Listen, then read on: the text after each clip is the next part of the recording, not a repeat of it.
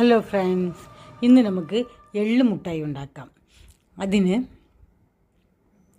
ആദ്യം നമുക്ക് ഒരു 1/4 കിലോ എള്ള് എടുക്കണം. 1/4 കിലോ എള്ളെടുത്ത് നല്ല വൃത്തിയായിട്ട് കഴുകി നമുക്ക് വെയിലത്ത് വെച്ച് ഉണക്കി ചീനച്ചട്ടിയിൽ വെച്ച് നമുക്ക് നന്നായിട്ട് വറുത്തെടുക്കണം. മീഡിയം ഫ്ലെയിമിലിട്ട് വേണം വറുക്കാൻ, അല്ലെങ്കിൽ കരിഞ്ഞു പോകും.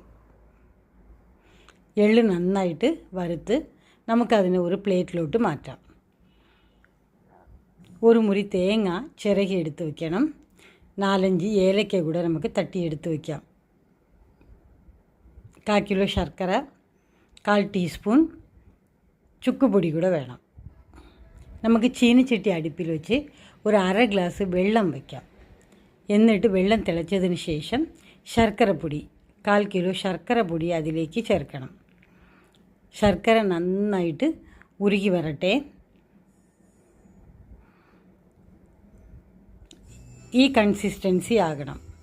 അതുവരെ നമുക്ക് നന്നായിട്ട് വഴറ്റണം.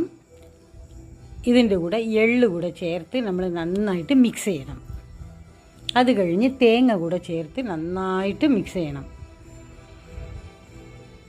തേങ്ങയും എള്ളും നന്നായിട്ട് യോജിക്കണം. അത് കഴിഞ്ഞിട്ട് ഏലക്ക ചേർക്കുക.